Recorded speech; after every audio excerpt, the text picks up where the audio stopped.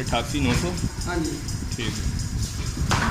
ਹੁਣ ਇਹ ਵੇਖੋ ਟੀਅਰ ਦਾ ਬਟਨ ਦਬਾ ਕੇ ਫੈਟ ਦਾ ਬਟਨ ਦਬਾ ਕੇ ਰੱਖਣਾ ਹੈ।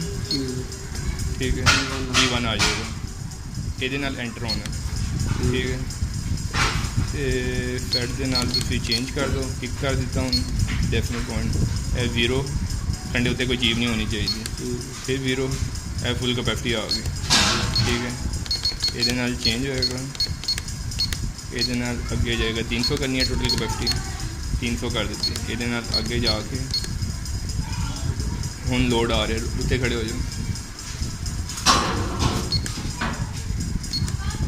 कितना ओपन से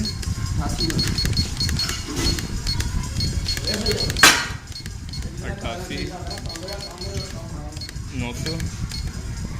900 फिर टेढ़ के नाल हिलना नहीं हूँ।